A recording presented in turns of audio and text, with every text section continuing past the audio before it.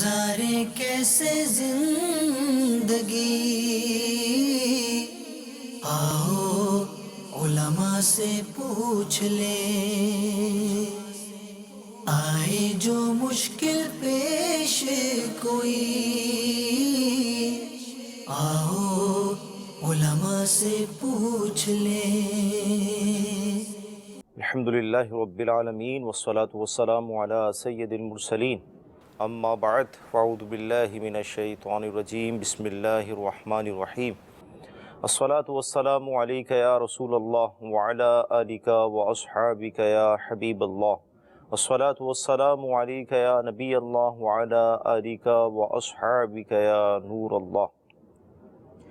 میٹھے میٹھے اسلامی بھائیوں اور مدنی چینل کے ناظرین، سلسلہ دارالفتہ اہل سنت میں ایک بار پھر آپ کو مرحبا کہتے ہیں۔ انشاءاللہ عز و جل آج ہم جس موضوع پر کلام کریں گے وہ ہے عقیدہ، یعنی عقائد سے مراد یہ ہے کہ اللہ تعالیٰ سے متعلق، پیارے آقا علیہ الصلوۃ والسلام سے متعلق، انبیاء سے متعلق، جنت، دوزخ، قیامت، یہ جو ہیں ان سب سے متعلق ایک مسلمان کا کیا عقیدہ ہونا چاہیے۔ حضور ارشاد فرمائے کہ سنا ہے کہ جنت میں جوان لوگ ہی داخل ہوں گے، تو کیا اس میں عمر کی کوئی قید وغیرہ نہیں ہے، یعنی بوڑھا آدمی جنت میں نہیں جا سکتا؟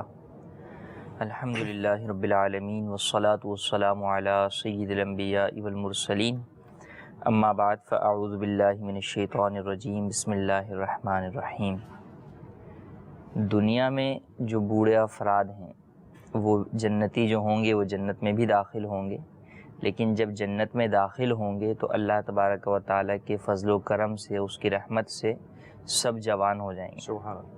تو سب جوانی کے عالم میں ہی جو ہے وہ جنت میں داخل ہوں گے۔ اور حدیث مبارک میں ارشاد فرمایا، سنن ترمذی کی حدیث ہے کہ اہل جنت جب جنت میں داخل ہوں گے تو بغیر داڑھی کے ہوں گے، داڑھی جو ہے وہ مردوں کی بھی نہیں ہوگی، اور سرمگی آنکھیں ہوں گی، اور عمر کے بارے میں ارشاد فرمایا کہ 30 یا 33 سال کی عمر کے ہوں گے، ٹھیک، اور ہمیشہ اتنی ہی عمر کے رہیں گے۔ یہ نہیں کہ جنت کے اندر جو ہے وہ مزید 30 سال کے بعد وہ 60 سال کے ہو جائیں گے، بلکہ نہیں، اللہ تبارک و تعالیٰ کے فضل و کرم کی کوئی انتہا نہیں ہے۔ تو یہ تو دنیاوی اسباب ہیں، عارضی اسباب ہیں، فنا کے اسباب ہیں کہ انسان جو ہے وہ بڑھاپے کی طرف جاتا ہے اور پھر بڑھاپے سے موت کی طرف جاتا ہے۔ اللہ تبارک و تعالیٰ جنت کے اندر اسی عمر پر جو ہے وہ جنتیوں کو برقرار رکھے گا، اور جنتی جنت میں جوان ہی رہیں گے۔ ٹھیک۔ اچھا، یہ ارشاد فرمائیں کہ جنت میں مسلمان ہی داخل ہوں گے، تو اور یہ بھی ہم نے سنا ہے کہ اصحاب کہف کا جو کتا ہے وہ بھی جنت میں داخل ہوگا، تو اس سے کیا مراد ہے؟ جنت چونکہ مسلمانوں کے لیے بنی ہے، انسانوں کے لیے بنی ہے، اب جنت کے اندر جنات داخل ہوں گے یا نہیں یہ ایک الگ ٹاپک ہے، اور اس کے بارے میں جو ہے وہ امام اعظم ابو حنیفہ رضی اللہ تعالیٰ عنہ کا سکوت ہے، آپ نے خاموشی ارشاد فرمائی۔ لیکن جو بقیہ جانور ہیں ان کے ساتھ کل قیامت میں کیا معاملہ ہوگا، تو اس کے بارے میں ہے کہ ان میں آپس میں جو انہوں نے ایک دوسرے کے ساتھ ظلم و زیادتی کی ہوگی، اللہ تبارک و تعالیٰ ایک دوسرے سے اس کو بدلہ دلوائے گا اور اس کے بعد انہیں مٹی کر دے گا۔ لیکن بعض جانور وہ ہیں جو کہ جنت میں داخل ہوں گے، جیسے حضرت سیدنا صالح علی نبینا علیہ الصلوۃ والسلام کی اونٹنی، ٹھیک، جو آپ کا معجزہ تھا کہ ایک جو ہے وہ پہاڑ سے جو ہے وہ نکلی تھی اور حاملہ تھی، تو وہ اونٹنی جو ہے وہ جنت میں جائے گی۔ اسی طرح نبی کریم صلی اللہ علیہ وسلم کی ناقہ بیضا، آپ علیہ الصلوۃ والسلام کی جو ناقہ تھی، وہ جو ہے وہ قصوہ جو ہے وہ جنت کے اندر جو ہے وہ داخل ہوگی۔ اور اسی طرح اصحاب کہف، جو بنی اسرائیل کا ایک جو ہے وہ چند افراد پر مشتمل قافلہ تھا، جو کہ ایک غار کے اندر جا کر اللہ کی عبادت کے لیے گئے تھے، ان کے ساتھ ایک کتا بھی جو ہے وہ چل دیا تھا، تو وہ کتا بھی جنت میں داخل ہوگا۔ لیکن وہ بنی اسرائیل کا ایک زمانے میں بہت بڑا عالم تھا، بلعام بن باعورہ، جو بہت بڑا عالم تھا، لیکن مال و زر کے لالچ میں آ کر اس نے حضرت سیدنا موسیٰ علیہ الصلوۃ والسلام کے خلاف جو ہے وہ بد دعا کی، تو اللہ تبارک و تعالیٰ نے اس پر عذاب نازل فرمایا اور وہ کافر ہو گیا۔ تو وہ کتا جو ہے وہ اس عالم کی شکل میں جنت میں داخل ہوگا۔ تو ان تین جو ہے وہ جانوروں کے بارے میں روایت ملتی ہے کہ یہ جنت میں داخل ہوں گے۔ اچھا، یہ اب جیسے جنت کا ہم تذکرہ سنتے ہیں، جہنم کا تذکرہ سنتے ہیں، ہمارا عقیدہ ہے کہ اللہ تعالیٰ کی رحمت سے ایمان پر خاتمہ ہوگا اور مرنے کے بعد انشاءاللہ ہم جنت میں داخل ہوں گے۔ اب یہ سوال پیدا ہوتا ہے کہ جنت اور دوزخ کا وجود ہے یا قیامت کے دن یہ ان کو پیدا کیا جائے گا؟ اس حوالے سے کیا فرمائیں؟ دیکھیے، جنت اور دوزخ دو جو ہے وہ مکان ہیں، دو جگہیں ہیں جو اللہ تبارک و تعالیٰ نے جنت جو ہے وہ انعامات کے لیے بنائی اور جہنم جو ہے وہ عذابات کے لیے بنائی ہے۔ تو اللہ تبارک و تعالیٰ نے قرآن مجید میں کئی مقامات پر ارشاد فرمایا اعدت للمتقین، جنت کے بارے میں کہ متقیوں کے لیے تیار کی گئی۔ ٹھیک ہے۔ یوں ہی جہنم کے لیے کہا گیا اعدت للکافرین، کہ کافروں کے لیے تیار کی گئی۔ تو پتہ چلا کہ جنت اور جہنم تیار ہو چکی ہیں، بن چکی ہیں۔ صحیح۔ ایسا نہیں ہے کہ ابھی نہیں ہے اور کل قیامت کے دن پیدا کی جائیں گی، ایسا نہیں ہے۔ صحیح۔ پھر نبی کریم صلی اللہ علیہ وسلم کی احادیث طیبہ سے بھی پتہ چلتا ہے کہ آپ علیہ السلام جب معراج کی رات تشریف لے کے گئے تو فرمایا کہ میں جنت میں داخل ہوا۔ صحیح۔ اسی طرح آپ نے فرمایا کہ مجھے جہنم دکھائی گئی۔ تو ان احادیث اور آیات طیبہ سے ظاہر ہے کہ جنت جو ہے وہ موجود ہے۔ وجود جنت کا انکار کرنے والا تو دائرہ اسلام سے ہی خارج ہو جائے گا۔ تو جنت اور دوزخ موجود ہیں اور کل قیامت کے دن بھی یہ اسی طرح موجود رہیں گی۔ ان کو فنا بھی جو ہے وہ نہیں ہوگا، یعنی اللہ تبارک و تعالیٰ جب کل قیامت سے پہلے جب نفخہ ہوگا، جب سور پھونکا جائے گا، ٹھیک ہے، تو ہر چیز جو ہے وہ ختم ہو جائے گی۔ خود اللہ تبارک و تعالیٰ نے ارشاد فرمایا کل من علیہا فان، کہ ہر چیز جو ہے وہ فنا ہو جائے گی۔ وَيَبْقَى وَجْهُ رَبِّكَ ذُو الْجَلَالِ وَالْإِكْرَامِ، اور صرف تمہارے رب کا نام جو ہے وہ باقی رہ جائے گا، تمہارا رب۔ تو اب ساری چیزیں فنا ہو جائیں گی لیکن جنت اور دوزخ فنا نہیں ہوں گی۔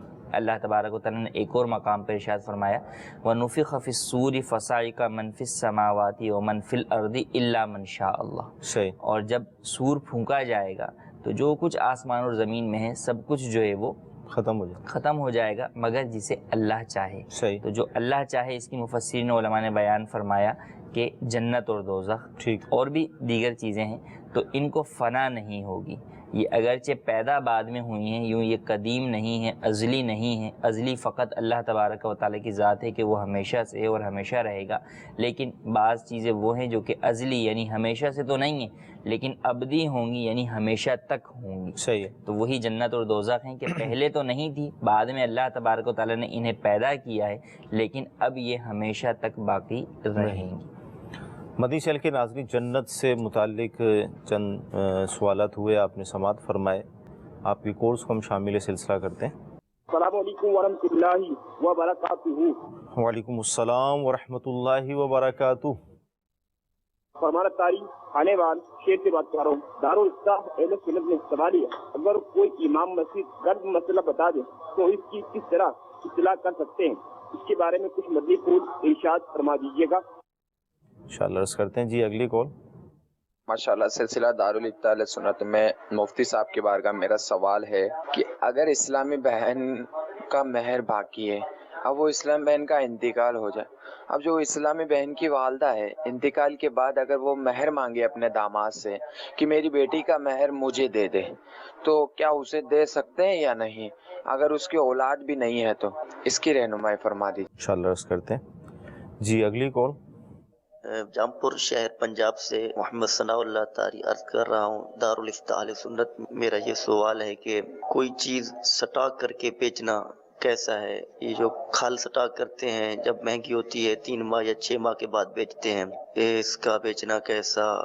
گندم سٹاک کرنا، اس کا بیچنا کیسا؟ یہ کھال اور گندم کا اس کے اندر کوئی فرق بھی ہے یا نہیں؟ اس کا جواب عطا فرما دیں۔ انشاءاللہ عرض کرتے ہیں۔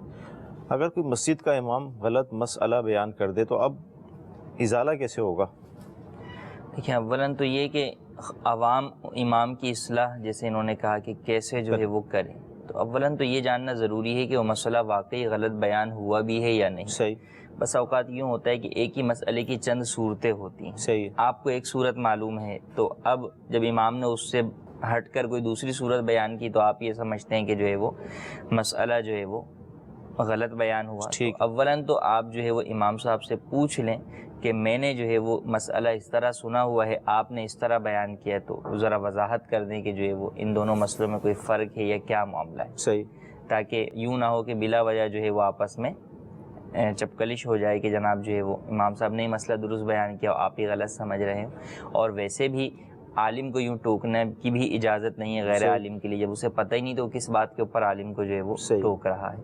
ہاں اگر واقعی کسی امام سے غلطی واقع ہو گئی ہے تو اب عوام کے لیے تو یہی ہے کہ وہ اگر خود ان میں کوئی ایسا سمجھدار ہے، اس کی امام صاحب سے بات چیت ہے، تو ان کو وہ احسن انداز کے اندر ریفرنس کے ساتھ کوئی چیز جو ہے وہ پیش کر دے. اور اگر خود نہیں کر سکتا تو پھر کسی عالم دین کے ذریعے سے اصلاح کروانے کی جو ہے وہ کوشش کرے. باقی امام پر یہ لازم ہے کہ اگر کبھی بھی جانے میں قصداً تو کوئی بھی جو ہے وہ یوں مسئلہ غلط نہیں بتائے گا، تو اگر انجانے میں بھی کبھی مسئلہ میں کوئی غلطی بھول چوک ہو جائے تو فوری طور پہ اس سے رجوع کر لیں اور درست مسئلہ لوگوں میں بیان کریں. اچھا، یہاں پر امام کو آپ یا جو بھی ائمہ کرام ہیں یا جو بھی مسائل بتاتے ہیں، کیا ان کو بھی آپ نیکی کی دعوت پیش کریں گے؟ کہ بعض اوقات ایسا ہوتا ہے کہ مسئلہ تو بیان کرتے ہیں لیکن مزید اس میں تھوڑی تفصیل ہوتی ہے، کہ یعنی عوام کی سہولت کے لیے مزید اس کو اگر آگے پیچھے سے بھی بیان کر دیا جائے تو اگر کسی کے ذہن میں اشکال ہے تو رجوع کر لے، مجھ سے پوچھ لے، اس طرح اگر تھوڑا سا. ہاں یہ بالکل بیان کرنا چاہیے کہ بھئی مسئلہ بیان کیا اب اس کے آخر کے اندر کہ اگر میرے بیان کے اندر آپ کو کوئی چیز سمجھ نہ سکیں یا کسی چیز کے حوالے سے جو ہے وہ آپ کو حوالہ درکار ہو یا کوئی کنفیوژن ہو یا میں نے کوئی غلط بات بیان کی ہو تو اس پر میری اصلاح جو ہے وہ فرما دیں. اور جب کوئی اصلاح کرے تو پھر جو ہے وہ کھلے دل کے ساتھ اس کی اصلاح کو قبول بھی کرنے کا جو ہے وہ جذبہ رکھیں. تو یہ تو ہونا چاہیے.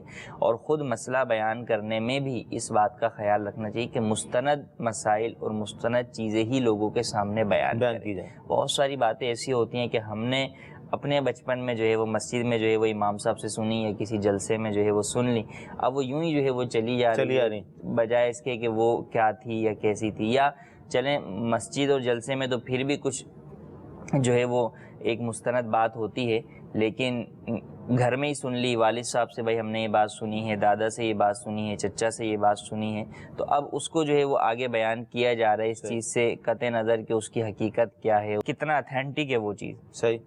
تو یہ ضروری ہے کہ ہم مستند بات ہی جو ہے وہ بیان کریں. جس چیز کے بارے میں تردد ہو تو اس میں پہلے اولاً علماء سے رہنمائی کریں. عالم ہے تو وہ اپنے سے بڑے عالم سے رہنمائی حاصل کرے اور پھر اس کے بعد جو ہے وہ اس کو پبلک میں بیان کریں.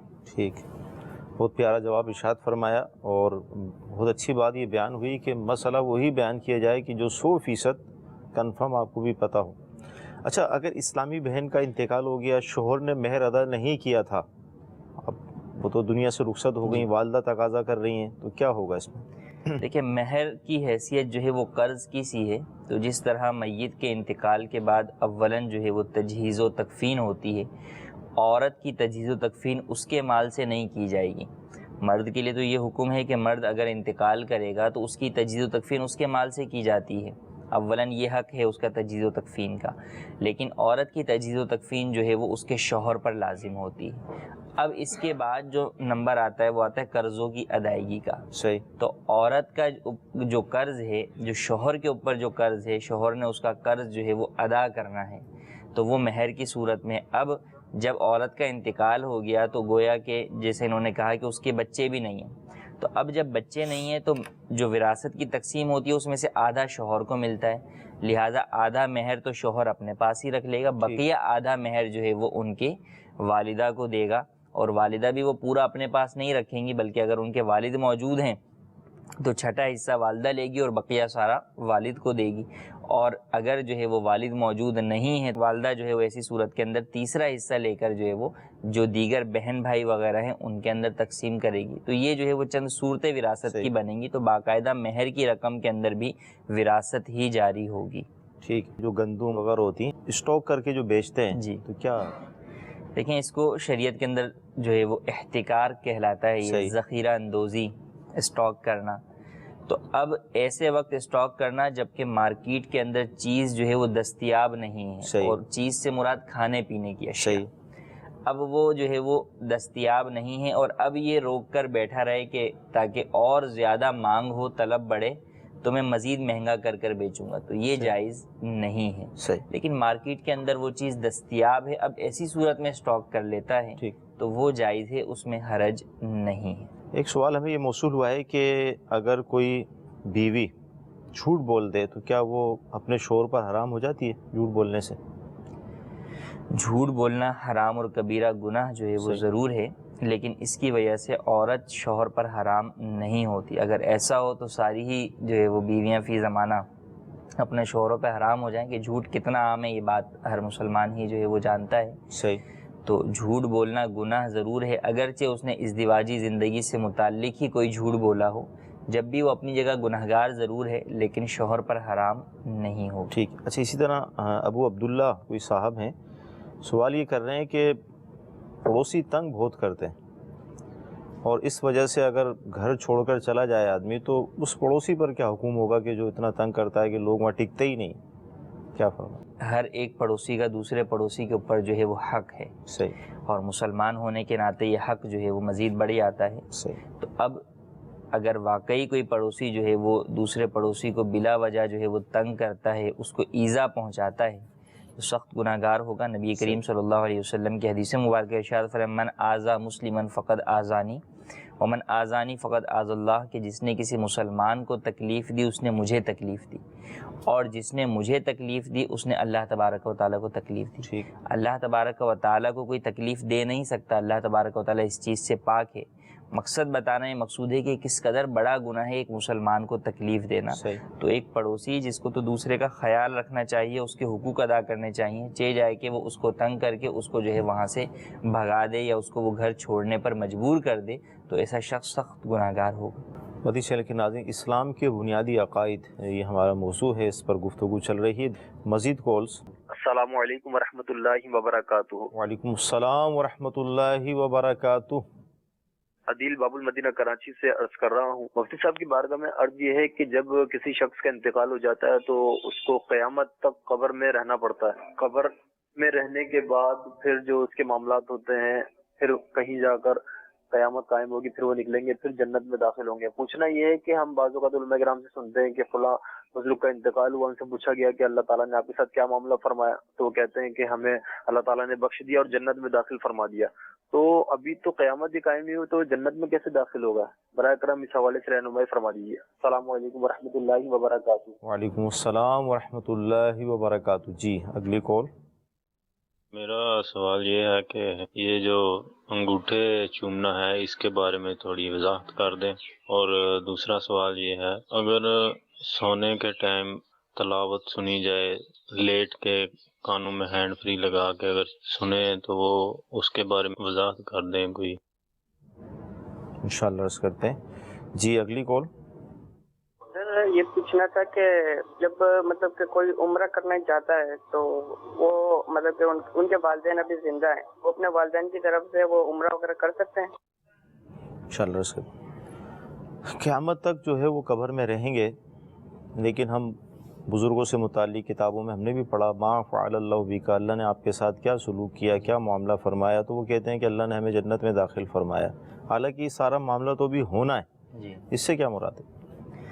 دیکھیں، جنت میں داخلہ تو جو ہے وہ کل قیامت کے دن ہوگا، جی، لیکن جب کوئی شخص انتقال کرتا ہے تو احادیث مبارکہ میں یہ ہے کہ جب اس سے منکر نکیر سوال جواب کرتے ہیں، صحیح، اب جب وہ سوالوں کے جواب درست دینے میں کامیاب ہو جاتا ہے تو فوراً ہی جو ہے وہ جہنم کی کھڑکی کھولی جاتی صحیح، اور فوراً بند کر دی جاتی، اور پھر اس کے بعد جنت کی کھڑکی کھولی جاتی، صحیح، اور پھر اسے یہ کہا جاتا ہے کہ اگر تم جب سوالوں کے جواب غلط دیتے تو تمہارے لیے پہلے والی کھڑکی تھی، لیکن اب چونکہ تم نے جو ہے وہ سچ کہا ہے اور صحیح جوابات دی ہیں تو اب یہ جنت ہے، تو گویا کہ اس کی قبر کے اندر جنت کی کھڑکی کھول کے جنت سے اس کا رابطہ بنا دیا جاتا ہے۔ جنت کی نعمتیں، جنت کی آسائشیں، وہاں کی راحتیں، وہ سب کچھ اسے مل رہی ہوتی ہیں۔ تو یہ جو بیان کیا جاتا ہے کہ جناب ہمیں جنت ملی، یعنی جنت کے مستحق ہو گئے، اور فی الوقت قبر کے اندر رہتے ہوئے ہمیں جنت سے جو ہے لطف اندوز ہونے کی جو ہے وہ اجازت دی گئی کہ ہم جو ہے وہ جنت کی تمام چیزوں سے قبر کے اندر بھی جو ہے وہ استفادہ حاصل کرتے رہتے ہیں۔ ٹھیک۔ انگوٹھے چومنا کیا ہے، اس حوالے سے نبی کریم صلی اللہ تعالیٰ علیہ وسلم کا نام نامی سن کر انگوٹھے چومنا جائز اور مستحسن اور مستحب عمل ہے۔ خاص طور پر اذان کے بارے میں آیا کہ جو شخص جو ہے نبی کریم صلی اللہ علیہ وسلم کا نام نامی سن کر اذان کے اندر انگوٹھے چومے گا، اللہم متعنی بالسمع والبصر پڑھے گا، تو آپ علیہ الصلوۃ والسلام نے ارشاد فرمایا کہ میں کل جنت کی طرف اس شخص کا قائد ہوں گا، رہنما ہوں گا۔ اور جو شخص انگوٹھے یہ چومتا ہے اس کے بارے میں یہ بھی فرمایا کہ اس کی آنکھیں جو ہے وہ کبھی نہیں دکھیں گی۔ سبحان اللہ۔ حضرت ابوبکر صدیق رضی اللہ تعالی عنہ کا عمل مبارک ہے کہ آپ علیہ الصلوۃ والسلام نے حضور کا نام نامی سن کر اپنے انگوٹھے چومے، تو آپ علیہ الصلوۃ والسلام نے ارشاد فرمایا کہ جو ایسا کرے جیسا کہ ابوبکر صدیق نے کیا تو کل قیامت کے دن میں اس کا جنت کی طرف جو ہے وہ رہنما ہوں گا، قائد ہوں گا۔ تو نبی کریم صلی اللہ علیہ وسلم کے سے محبت کے تقاضے کے طور پر اور جو ہے وہ اس چیز کو انگوٹھوں کو چوما جاتا ہے۔ اولاً تو روایات موجود ہیں جیسے بیان کی ہم نے کتاب الفردوس کے اندر حضرت ابوبکر صدیق رضی اللہ تعالیٰ عنہ کی روایت ہے، یوں ہی جو ہے وہ علامہ شمس الدین سخاوی رحمۃ اللہ علیہ نے بھی روایت ذکر کی ہے۔ تو اولاً تو روایات موجود ہے، اور قطع نظر اس چیز کے کہ اگر روایات موجود نہ بھی ہوں، جب ایک مسلمان ایک ایسا عمل جس میں فی نفس ہی کوئی ممانعت نہیں ہے، کوئی ناجائز بات نہیں ہے، عشق رسول میں کرتا ہے، تو وہ خود ہی عشق رسول کی وجہ سے ایک اچھا کام بن جاتا ہے۔ اور ہر مسلمان جو بھی نبی کریم صلی اللہ علیہ وسلم کا نام نامی سنتا ہے وہ اس طور پر ہی جو ہے وہ انگوٹھے چومتا ہے کہ اس کو حضور علیہ الصلوۃ والسلام سے محبت ہے۔ تو چاہے اذان کے اندر جو ہے وہ نبی کریم صلی اللہ علیہ وسلم کا نام نامی آئے یا ویسے ہی ہم جو ہے وہ حضور کا نام سنیں، تو اس وقت انگوٹھے چومنا جو ہے وہ ایک جائز اور مستحسن عمل ہے۔ البتہ نماز کے دوران آپ تلاوت قرآن کریم کر رہے ہیں، وہاں پر اگر نام نامی آ جائے تو وہاں اجازت نہیں ہے۔ یوں ہی قرآن پاک کی تلاوت کے دوران جو ہے وہ آ جائے، جیسے آیت مبارکہ ہے ما کان محمد ابا احد من رجالکم ولکن رسول اللہ وخاتم النبیین، عموماً فاتحہ میں جو ہے وہ پڑھی جاتی ہے آیت مبارکہ، تو اکثر لوگ جو ہے وہ انگوٹھے چومتے ہیں۔ اس وقت انگوٹھے چومنا منع ہے کہ اس وقت تلاوت جو آپ کر رہے ہیں اسے سننا جو ہے وہ فرض ہے۔ صحیح۔ تو اس وقت کسی اور کام میں مصروف نہیں ہوا جائے گا، تو اس وقت انگوٹھے نہ چومے جائیں۔ یوں ہی خطبے کے اندر آپ علیہ الصلوۃ والسلام کا نام آئے گا تو انگوٹھے نہیں چومے جائیں گے۔ ساتھ ہی ان کا سوال یہ تھا کہ جب سوتے ہیں تو لیٹے ہوئے قرآن مجید کی تلاوت کو سن سکتے ہیں ہینڈ فری وغیرہ؟ جی سن سکتے ہیں، خود قرآن کریم پڑھ بھی سکتے ہیں۔ ہاں اس بات کا پڑھنے میں خیال رکھنا ہوگا کہ جو بیڈ ہے وہ ناپاک نہ ہو، یا کم از کم جو اس کے اوپر چادر بچھی ہوئی ہے جس پر آپ لیٹے ہوئے ہیں وہ ناپاک نہ ہو، اور پاؤں پھیلا کر نہ پڑھیں بلکہ پاؤں سمیٹ کر تلاوت کریں۔ ٹھیک۔ نفلی جو ہم عبادت کرتے ہیں جیسے عمرے پہ اگر جاتے ہیں تو اپنے والدین کی طرف سے عمرہ کر سکتے ہیں؟ جی ہاں، ایصال ثواب کے طور پر عمرہ ہو یا حج ہو یا کوئی بھی عبادت ہو، ہم اپنے والدین کے لیے ایصال کر سکتے ہیں، ایصال ثواب کر سکتے ہیں، اور نہ صرف مرحوم والدین کے لیے بلکہ زندہ والدین کے لیے بھی جو ہے وہ کر سکتے ہیں۔ اب کس طرح کریں؟ ایک ہے حج بدل، اس کا ایک اپنا طریقہ موجود ہے، لیکن عام طور پر جو لوگ عمرہ کرنے جاتے ہیں یا اپنا حج کرنے جا رہے ہیں، نفلی حج کرنے جا رہے ہیں اور والدین کے اوپر حج فرض نہیں تھا، یہ چاہ رہے ہیں کہ انہیں بھی ثواب بھیج دیں، تو اس میں عمرہ کرنے سے پہلے نیت کر لیں صحیح کہ والدین کے ایصال ثواب کے لیے جو ہے وہ میں یہ عمرہ کرتا ہوں۔ باقی اس کا تلبیہ، اس عمرے کی نیت اور اس کے بقیہ افعال عام عمرے کی طرح ہی ہوں گے، کیونکہ وہ آپ ادا کر رہے ہیں، اس کے سارے معاملات آپ سے متعلق ہوں گے، آپ کو بھی ثواب ملے گا اور آپ جس کو اس کا ثواب ایصال کریں گے اسے بھی اس کا ثواب پہنچے گا۔ ٹھیک۔ اچھا، یہ ایک سوال یہ موصول ہوا ہے SMS کہ یہ ارشاد فرمائیں کہ جب دنیا سے رخصت ہوتے ہیں،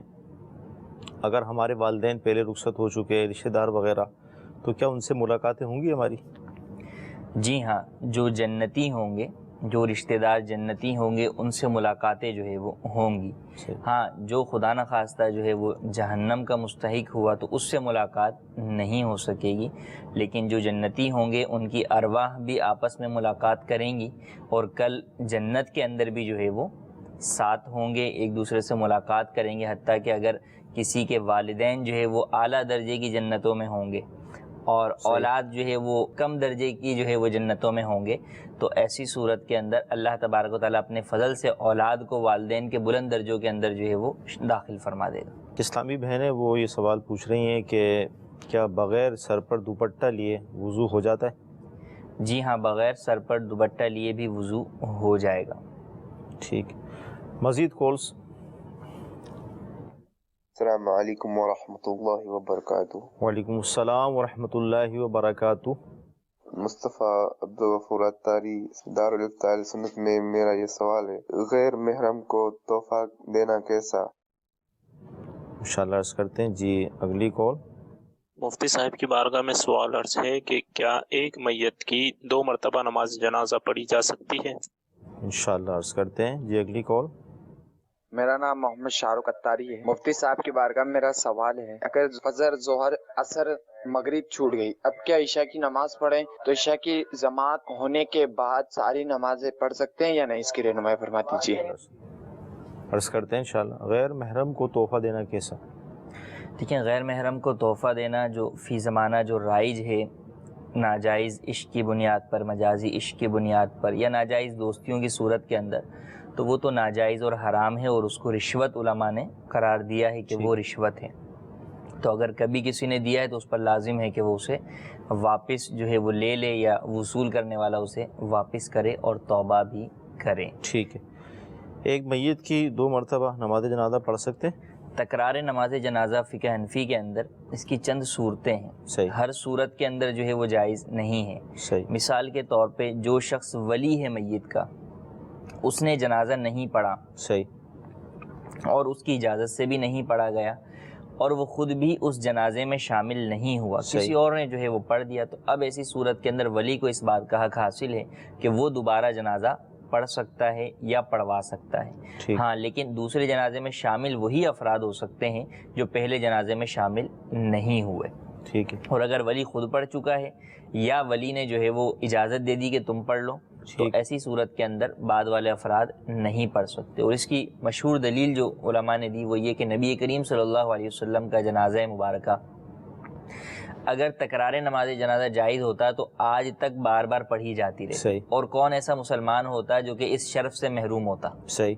لیکن چونکہ تکرار نماز جنازہ جائز نہیں، اسی لیے جنازہ آپ علیہ السلام کا، جب آپ علیہ السلام کے ولی جو کہ حضرت ابوبکر صدیق رضی اللہ تعالیٰ عنہ تھے، جو کہ اس وقت خلیفہ تھے، کیونکہ سب سے بڑا جو ولی ہوتا ہے میت کا وہ خلیفہ ہوتا ہے. ٹھیک ہے. تو خلیفہ کے بعد پھر جو ہے وہ امام محلہ جو ہے وہ ولی بنتا ہے، اور پھر جو ہے وہ ہوتا ہے. ہمارے ہاں تو یہ ہوتا ہے کہ امام محلہ جو ہے وہ پیچھے میت کے اہل و عیال ہیں ان سے پوچھتے ہیں کہ ہاں بھائی اجازت ہے، حالانکہ جو میت کا ولی ہے اس سے بھی زیادہ، یعنی جو میت کا رشتہ دار ہے، باپ بن رہا ہے ولی یا بیٹا بن رہا ہے، اس سے زیادہ حق تو امام محلہ مسجد کو ہے کہ وہ ولی ہے. تو وہ اگر بغیر اجازت بھی پڑھا دے گا تو ایسی صورت میں جنازہ بھی ہو جائے گا اور دوبارہ پڑھنے کا حق بھی حاصل نہیں ہوگا اولیاء کو. تو نبی کریم صلی اللہ علیہ وسلم کے جنازہ مبارکہ سے متعلق علماء نے فرمایا کہ آپ علیہ السلام کا جنازہ مبارکہ کے لیے 2 طرح کی روایتیں بیان کی گئیں. ایک تو یہ کہ جس طرح ہمارے ہاں جنازہ ہوتا ہے اسی طرح جنازہ ہوا، لیکن لوگ گروہ در گروہ حاضر ہوتے اور جنازے کی نماز پڑھ کر باہر نکلتے جاتے. جب آخر میں حضرت ابوبکر صدیق رضی اللہ تعالیٰ عنہ جو کہ خلیفہ بنے اور آپ گویا کہ شرعی اعتبار سے ولی ہوئے، تو آپ نے جب جنازہ پڑھ لیا اس کے بعد پھر اس جنازے کا اعادہ نہیں ہوا. اور دوسری روایت یہ ہے کہ آپ علیہ السلام پر جنازہ اس طریقے سے نہیں پڑھا گیا جس طرح ہمارے ہاں پڑھا جاتا ہے، بلکہ فقط لوگ بارگاہ رسالت میں حاضر ہو کر درود و سلام عرض کرتے اور جاتے جاتے. آخر میں جب حضرت ابوبکر صدیق رضی اللہ تعالیٰ عنہ نے درود و سلام کا نذرانہ پیش کر دیا تو پھر جنازہ موقوف ہو گیا. ٹھیک. نمازیں چھوٹیں، فجر، ظہر وغیرہ، عشاء کی نماز پڑھ لیں تو عشاء کی نماز کے بعد یہ پڑھیں گے نمازیں فجر، ظہر؟ یا دیکھیں، جو شخص تو صاحب ترتیب ہے، یعنی اس کے ذمے میں قضا نمازیں جو ہے وہ اتنی زیادہ نہیں ہوئیں، 6 سے زائد قضا نمازیں نہیں ہوئیں، یا ہوئی تھی تو اس نے انہیں ادا کر لیا، تو جو صاحب ترتیب ہے اس پر تو یہ لازم ہے کہ جب اس کی فجر، ظہر، عصر، مغرب چھوٹ گئی تو وہ عشاء کے فرض پڑھنے سے پہلے ہی اپنی یہ نمازیں ادا کرے. اگر اس نے یاد ہوتے ہوئے کہ میرے ذمے یہ نمازیں قضا ہے، عشاء کی نماز ادا کر لی تو اس کی عشاء کی نماز ہوگی ہی نہیں. صحیح. اور اگر صاحب ترتیب نہیں ہے، کئی نمازیں جو ہے وہ قضا ہوئی ہوئی ہیں اور ان کو ادا بھی نہیں کیا، تو اب ایسی صورت کے اندر وہ عشاء کی نماز پڑھنے کے بعد ساری نمازیں ایک ساتھ بھی قضا کر سکتا ہے. یہ ضروری نہیں ہے کہ فجر کو فجر کے وقت میں ہی قضا کرے گا یا ظہر کو ظہر کے وقت میں ہی قضا کرے گا، بلکہ ایک وقت کے اندر بھی بقیہ نمازیں بھی قضا ہو سکتی ہیں. مدنی چل کے ناظرین، الحمدللہ عز و جل کتنی اہم معلومات حاصل ہو رہی ہے، اور موضوع ہے اسلام کے بنیادی عقائد. اچھا حضور، یہ ارشاد فرمائیں کہ یہ ہم نے سن رکھا ہے کہ قیامت کی جو نشانیاں ہیں اس میں سے ایک نشانی یہ ہے کہ ایک مرد کے پیچھے 50 عورتیں یا اس کے ساتھ 50 عورتیں ہوں گی. اس کا کیا مطلب؟ بخاری شریف کی حدیث ہے، اس کے اندر نبی کریم صلی اللہ علیہ وسلم نے علامات قیامت بیان کرتے ہوئے ارشاد فرمایا کہ عورتیں جو ہے وہ زیادہ ہوں گی اور مرد کم ہوں گے، یہاں تک کہ ایک مرد کی سرپرستی میں 50 عورتیں ہوں گی. اس کی وجہ علماء نے یہ بیان فرمائی کہ مردوں کی پیدائش میں جو ہے وہ کمی ہوگی، عورتوں کی پیدائش جو ہے وہ زیادہ ہوگی۔ پھر یہ کہ جو مرد ہوں گے وہ جنگوں میں اور ان صورتوں کے اندر مارے جائیں گے، پیچھے جو ہے وہ عورتیں بچ جائیں گی۔ صحیح۔ تو یوں جو ہے وہ عورتوں کی کثرت ہوگی۔ صحیح۔ لیکن ایک مرد کے ماتحت ہونے سے مطلب یہ نہیں ہے کہ ایک مرد کی بیویاں 50 ہوں گی، یہ تو حرام ہے۔ اسلام میں 4 سے زیادہ کی اجازت نہیں، 4 کی بھی جب اجازت جب کہ وہ چاروں کے حقوق ادا کرنے پر قادر ہو، ورنہ ایک ہی پر اکتفا لازم۔ تو اس سے مراد یہ ہے کہ جو خاندان کی عورتیں ہوں گی ان سب کا نفقہ جو ہے وہ ایک مرد کے ذمے آ جائے گا، دادی، نانی، پھوپھی، خالہ۔ تو اس طرح مختلف عورتیں ہیں، جب ان کے مرد مر جائیں گے تو اب ان کا نفقہ شرعی اعتبار سے جیسے لازم ہوتا ہے، ہم تو یہی سمجھتے ہیں کہ شرعی اعتبار سے نفقہ فقط جو ہے بیوی بچوں کا لازم ہے، شرعی اعتبار سے نان نفقہ جو ہے وہ اپنی بہنوں کا بھی لازم ہو جاتا ہے، اپنے بھائی کا بھی لازم ہو جاتا ہے، اپنی جو ہے وہ ماں کا لازم ہوتا ہی ہے، تو اور بہت سارا پھپھی کا جو ہے وہ لازم ہو جاتا ہے۔ تو مراد یہ ہوگی کہ جب مرد کم ہوں گے تو ایسا ہوگا کہ ایک ایک مرد کی کفالت کے اندر 50 عورتیں جو ہے وہ ہوں گی، اور مراد یہ خاندان کی دیگر عورتیں ہیں، یہاں پر نکاح والی بیوی مراد نہیں ہے۔ صحیح۔ اچھا، اسی طرح یہ بھی ارشاد فرمائے کہ بعض اوقات ایسا بھی ہوتا ہے کہ ایک عورت ہے، اس کے شوہر کا انتقال ہو گیا، پھر اس نے دوسری شادی کی، اس کا بھی انتقال ہو گیا شوہر کا، یوں ایک عورت کے متعدد شوہر ہوئے، تو اب جنت میں کیا معاملہ ہوگا اس حوالے سے؟ کسی عورت کے جو ہے وہ متعدد شوہر ہوئے، طلاق کی صورت کے اندر ہوئے، صحیح، ٹھیک ہے، یا جو ہے وہ انتقال جو ہے وہ کر گئے، تو اب جو طلاق کی صورت میں ہوئے اس سے تو اس کا رشتہ جو ہے وہ ختم ہو گیا۔ اب انتقال کی صورت میں ہوئے، ایک کا انتقال ہوا، اس نے دوسرے سے شادی کر لی، اب کس کے ساتھ جنت میں رہے گی؟ تو اس میں 3 طرح کے اقوال موجود ہیں۔ ایک یہ ہے کہ اسے اختیار دیا جائے گا وہ ان میں سے جس کے ساتھ رہنا چاہے، یہ اس صورت میں ہوگا جبکہ اس کے سارے شوہر ہی جنتی ہوں۔ صحیح۔ اگر خدا نخواستہ ان میں سے کوئی جنتی نہیں ہے تو اس میں اختیار ہی نہیں۔ صحیح۔ اور دوسرا یہ ہے کہ سب سے آخر میں جس کے نکاح میں تھی، صحیح، اس کے نکاح میں جنت میں بھی جائے گی۔ اور تیسرا یہ کہ اس کو یوں اختیار دیا جائے گا اور کہ جو ہے وہ اختیار کر لے ان میں سے، تو ان میں جو سب سے زیادہ با اخلاق ہوگا وہ جو ہے وہ اس کو دیا جائے گا جنت میں۔ اور جو اختیار والی حدیث کے اندر کہا گیا کہ اسے اختیار دیا جائے گا، تو اس میں بھی علماء نے فرمایا کہ جب اسے اختیار دیا جائے گا تو وہ ان میں سے با اخلاق کو جو ہے وہ اختیار کرے گی۔ صحیح۔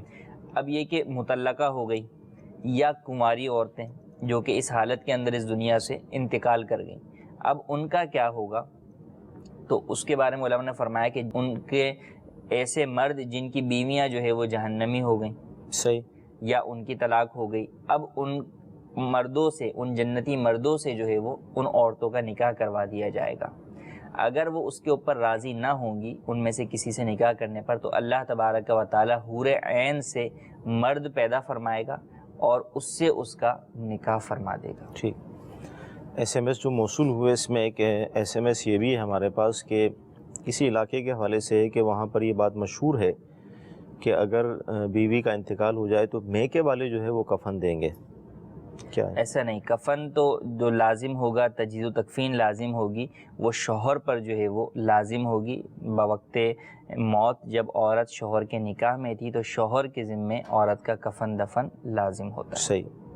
اچھا، اسی طرح ایک ایس ایم ایس یہ بھی ہمیں موصول ہوا کہ جیسے ہم امیر علیہ سنت کے مرید ہیں، اور ظاہر ہے پھر امیر علیہ سنت جب شرف ملاقات حاصل ہوتا ہے تو ہم ان کے ہاتھ بھی چومتے ہیں اور برکتیں حاصل کرتے ہیں، دعائیں بھی لیتے ہیں، تو کیا اسلامی بہنیں امیر علیہ سنت کی جو جیسے واٹس ایپ پر تصویریں آتی ہیں یا کوئی بالفرض تصویر ہی ترکیب بنا لے، پرنٹ نکال لے، اور اس کے اندر اگر ان کے ہاتھ ہوں تو کیا ان کے ہاتھوں کو چوم سکتی ہے؟ دیکھیے، تصویر کا پرنٹ نکالنا، جاندار کی تصویر کا، وہ تو حرام ہے واضح طور پر۔ صحیح۔ اس کی تو ہرگز اجازت نہیں ہے، چاہے چومنے کی غرض نہ ہو، ویسے ہی کوئی لگانے کے لیے رکھے جب بھی حرام ہے۔ ٹھیک ہے۔ اس کی اسلام میں ہرگز اجازت نہیں ہے۔ محبت کے اندر شریعت کی حد میں رہ کر جو ہے وہ محبت کی جائے گی۔ تو پیر سے ایک سلسلہ ہے، روحانی سلسلہ ہے، اس کی عقیدت ہے، اس کی جو ہے وہ تعظیم دل میں ہے، لیکن تصویر جو ہے وہ ہرگز نہیں نکالی۔ اور جہاں تک چومنے کا تعلق ہے وہ بھی جائز نہیں ہے، کیونکہ پیر جو ہے وہ نامحرم ہے، اور نامحرم کو جو ہے وہ پیر اگر موجود بھی ہو تو بھی اسے جو ہے وہ چومنا جائز نہیں ہے۔ تو عورت کا جو ہے وہ اپنے پیر سے پردہ ہی ہے، تو اس کی ہرگز اجازت نہیں۔ اسلام کی بنیادی عقائد ہمارا موضوع چل رہا ہے۔ لفظ خدا اللہ عز و جل کے جو مبارک نام ہیں اس میں یہ شامل نہیں ہے، تو اب شامل بھی نہیں ہے اور ہم بولتے بھی ہیں، تو اب حکم کیا ہوگا؟ اللہ تبارک و تعالیٰ نے قرآن مجید میں ارشاد فرمایا وَلِلَّهِ الْأَسْمَاءُ الْحُسْنَى فَادْعُوهُ بِهَا، اللہ کے لیے اسماء حسنہ ہیں، اللہ کو ان کے ناموں کے ساتھ پکارو۔ 100 بعض احادیث کے اندر 2000 3000 کئی جو ہے وہ اللہ تبارک و تعالیٰ کے صفاتی نام ہیں، ذاتی نام ایک ہے وہ اللہ ہے۔ اب یہ بعض علماء نے فرمایا کہ اللہ تبارک و تعالیٰ کے لیے کوئی ایسا نام جو ہے وہ کہنا جو اللہ تبارک و تعالیٰ کے اسماء حسنہ میں سے نہیں ہے، کیونکہ اسماء حسنہ تو وہ ہوں گے جو ہمیں شریعت کی جانب سے پتہ چلے ہوں گے، قرآن سے پتہ چلیں گے یا حدیث سے پتہ چلیں گے۔ دوسرا نام ایسا ہے جو اللہ تبارک و تعالیٰ کی شان کے لائق ہے، اس میں اس کی شان عظیمی سے متعلق کوئی کمی والی بات نہیں ہے، بلکہ کسی وہم اور شبہ بھی اس کے اندر نہیں ہے، تو وہ نام اللہ تبارک و تعالیٰ کے لیے پکارنا جائز ہے۔ اگرچہ دوسرا مذہب اس معاملے میں یہ بھی ہے کہ بعض علماء فرماتے ہیں کہ فقط وہی نام پکار سکتے ہیں جو کہ قرآن و حدیث میں، اس کے علاوہ دوسرے نہیں پکار سکتے، لیکن جمہور نے یہ مذہب اختیار کیا کہ دوسرا نام جبکہ اس میں اللہ تبارک و تعالیٰ کی صفات میں کوئی کمی نہ ہو، کوئی شبہ نہ ہو، کوئی نقص نہ ہو، وہ پکارا جا سکتا ہے۔ اب خدا جو ہے فارسی کا لفظ ہے جو خود آ سے جو ہے وہ ماخوذ ہے، یا اس کا جو ہے وہ مختصر ہے، اس کا مطلب جو خود ہی جو ہے وہ ہو، کسی کے بنانے سے نہ ہو۔ تو اللہ کی ذات ایسی ہی ہے کہ اللہ تبارک و تعالیٰ بغیر کسی کے بنائے کے موجود ہے اور ہمیشہ سے موجود ہے اور ہمیشہ رہے گا۔ اور پھر صدیوں سے علماء جو ہے وہ اپنی کتابوں کے اندر یہ لفظ لکھتے آئے اور اس پر کسی نے بھی منع نہیں فرمایا۔ یہ بھی اس بات کی دلیل ہے کہ اللہ تبارک و تعالیٰ کو اس نام سے پکارنا جائز ہے۔ اللہ تعالیٰ کی بارگاہ میں ہم دعا کرتے ہیں کہ اللہ عز و جل آج کا ہمارا یہ سلسلہ اپنی بارگاہ میں قبول فرمائے، جو ہم نے سنا ہے، جو سیکھا ہے، اس پر عمل کرنے کی توفیق عطا فرمائے۔ آمین۔ صلو علی الحبیب صلی اللہ تعالی علی محمد۔ گزارے کیسے زندگی، آؤ علماء سے پوچھ لیں، آئے جو مشکل پیش کوئی، آؤ علماء سے پوچھ لیں۔